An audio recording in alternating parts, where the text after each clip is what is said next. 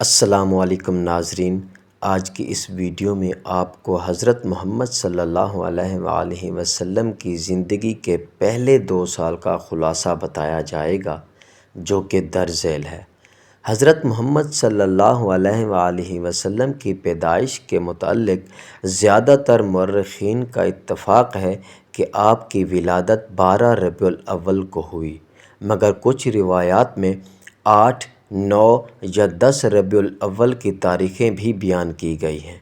عیسوی کیلنڈر کے مطابق یہ تاریخ تقریباً 571 عیسوی بنتی ہے۔ حضرت محمد صلی اللہ علیہ وآلہ وسلم مکہ مکرمہ میں پیدا ہوئے۔ آپ کے والد کا نام عبداللہ تھا۔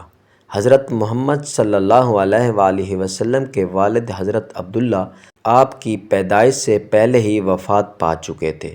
آپ کی والدہ کا نام آمنہ بنت وہب تھا۔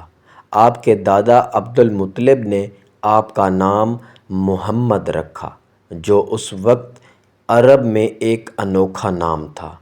چونکہ آپ یتیم پیدا ہوئے تھے، اس لیے آپ کی والدہ اور دادا نے آپ کی پرورش کا ذمہ لیا۔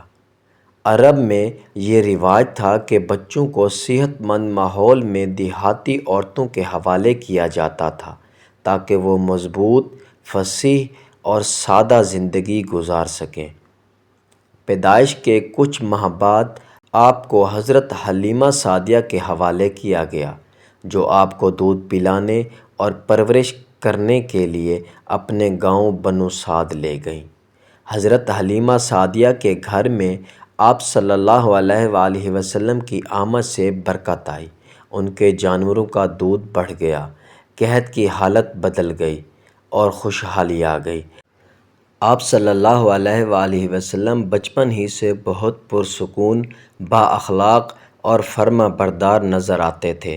حضرت حلیمہ بیان کرتی ہیں کہ آپ صلی اللہ علیہ وآلہ وسلم بچپن میں نہ زیادہ روتے تھے، نہ ضد کرتے، نہ کسی کو تنگ کرتے۔